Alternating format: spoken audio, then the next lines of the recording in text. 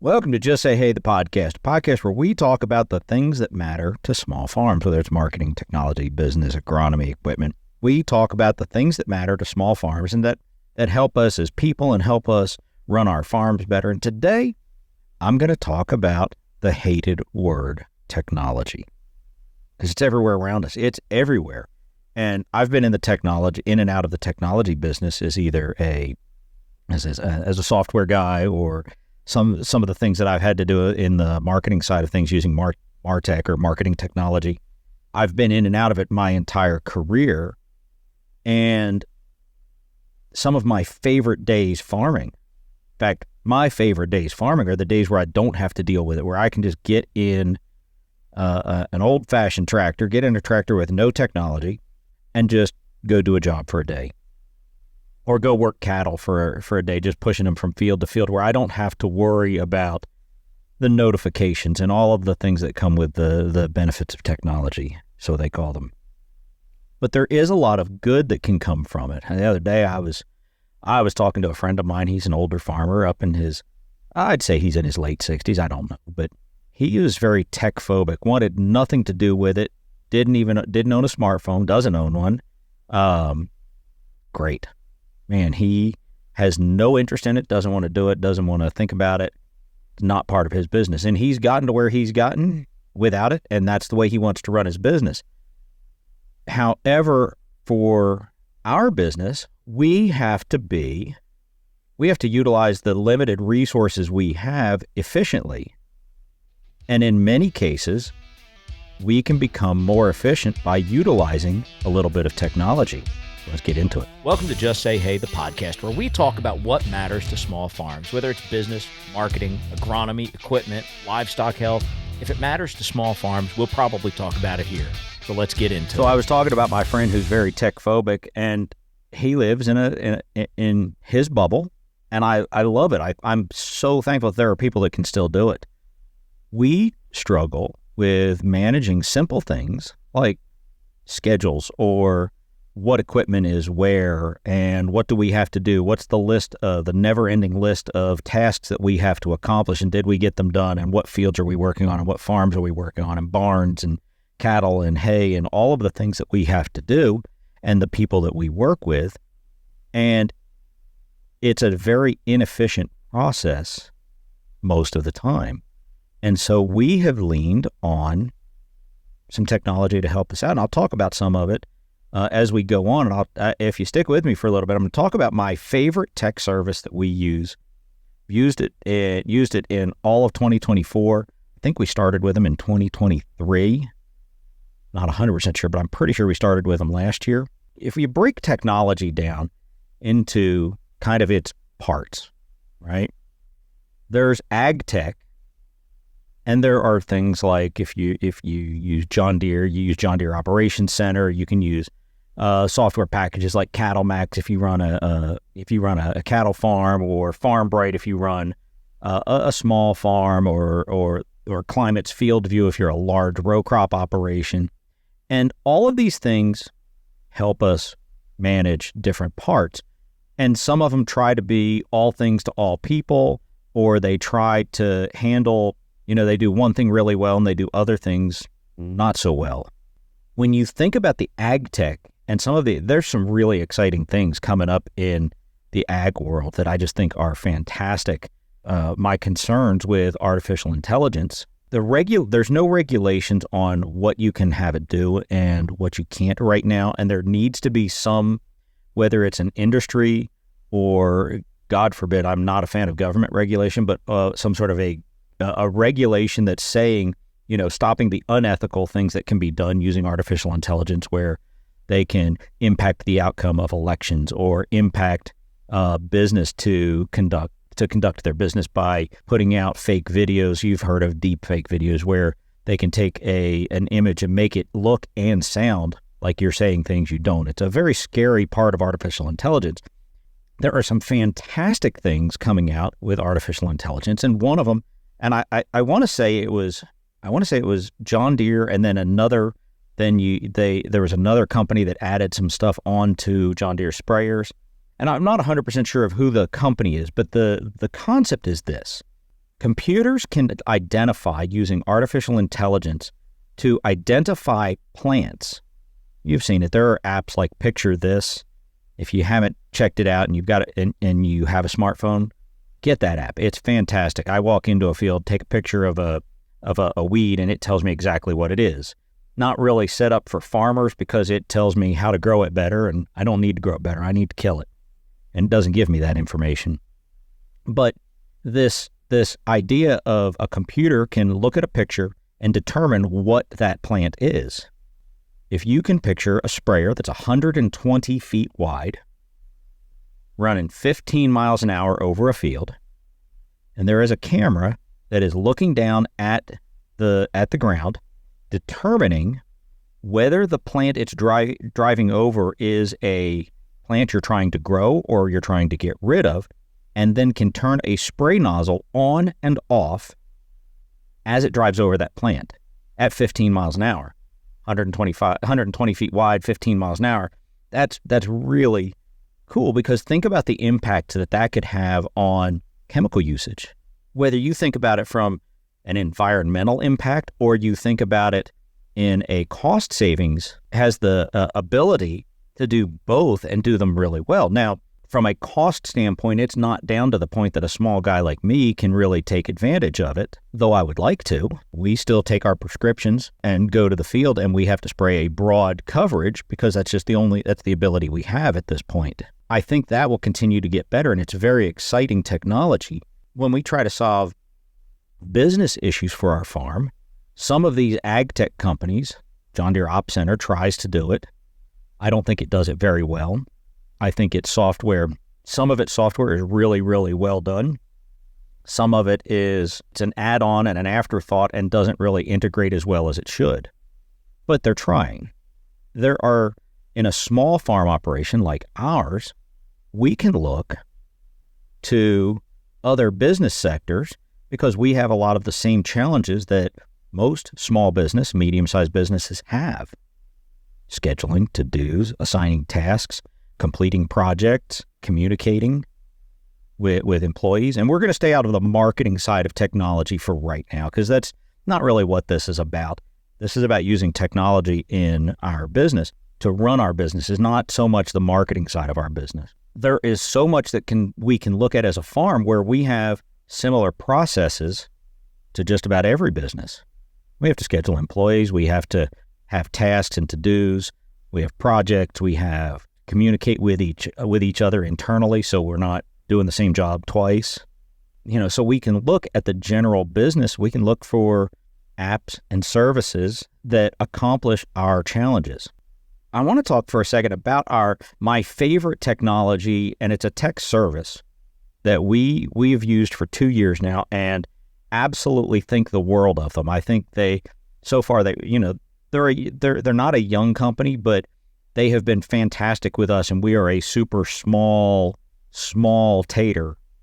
They deal with people like the Major League Baseball and the Indy 500, and I mean all these cool, massive organizations, and we're just a small farm, and they do an absolutely brilliant job with us, and that's a company called BAM Weather.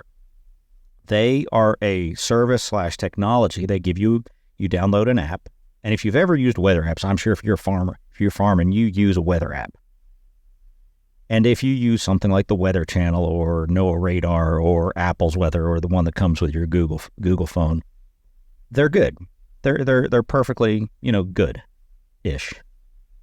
The challenge is when you have to make weather-based decisions that cost money. I'll give you an example, perfect example, and this happened the first time we really put the guys at BAM to the test. We were harvesting a big field of alfalfa. We were in the process we had a lot of bales on the ground, and we were focusing on some organizational things. And I still, even though I have their service, they have a radar as part of their service. I have a different radar app that I use. I check it. It's real fast and easy. And I looked at it and saw that even though the television weather said no rain tomorrow, don't forget it's going to be hot, pack your sunscreen, have a great day. The challenge was we saw isolated pop-up showers. So we got with BAM and we said, hey, what's going on? Is this going to hit us or are we good? And within 5 minutes, they came back and said, you know what? You're going to have some rain coming your way. It's going to start. It looks like it's building from east to west. It's going to hit you in about 2 to 3 hours. Thank you very much. Stopped what we were doing, put all of our energies into picking bales up out of the field. Now, this was a prime grade alpha. I mean, this was some beautiful, beautiful stuff that we sell to our horse customers. We were able to get enough bales out of the field that equaled about, in the barn, was about $20,000 worth of hay that we were able to get in the barn. Didn't look very pretty. Our stacks weren't perfect, but it was in the barn and under cover before the rain hit. That was a huge thing for us that paid for the subscription for years to come, years and years to come. That service was kind of a combination of utilizing technology and them having a lot of technology to accurately predict weather for specific locations, and the service of having a human who is a meteorologist, an expert in that field, look at our specific situation, make a determination, and give us actionable advice. Give us advice that we could actually act on. And when you combine those two things, it made for a wonderful, I mean, we were thrilled. Did we still lose some hay? Yeah. But we saved so much money just in that one day. This has happened multiple times over the year. For the value, what a great value for service. If your farm is very weather dependent, and I mean the accuracy, like for us, if that hay gets wet, gets rained on, the value of that hay plummets. We're constantly in contact with those guys. So check them out at bamwx.com, I think is their website. I'll try to put it in the description. You know, I said I was going to give you kind of a quick way to solve problems on the farm, and here it is. It's real simple. Look at your farm like we do every year. At the end of the year, we get everybody together and we say, what did we do well? We spend just a couple minutes on saying, hey, we did a couple things really well. But we focus on what did we do poorly? What did we fail at? Where were our biggest hurdles? Because those are the things we need to fix. Obviously, you're going to repeat the things you did well, but we need to fix the things that we did not do well. For example, you may have problems scheduling. For us, our schedule is so chaotic because we don't know when we're going to bale until a day or so before, because we have to follow the weather, and especially in our area where we have unpredictable, very, very hard to predict weather. So we're waiting until days out and saying, okay, we think it's going to be here, we think it's going to be here, and it might roll a couple days either way, depending on precipitation, depending on other factors. So when we get a window where we think we're going to go in, we have to start calling the guys that are helping us in the field, because they're not full-time employees. They're not full-time people. They're guys that just come out and they mow and they rake and they help us out. So I've got to start scheduling them. So I look at these challenges that we have, whatever they are, and I make a list of them, and I try to fit them in kind of generalized categories, because these challenges are not generally the things, especially in a small farm, they're not generally the things that the big ag tech companies are going to solve for. These are things almost every business has, or you'll find that many, many businesses have these same challenges. We have a lot of small projects, a lot of little things that need to get done. You know what? Most companies have lots of little things that need to get done.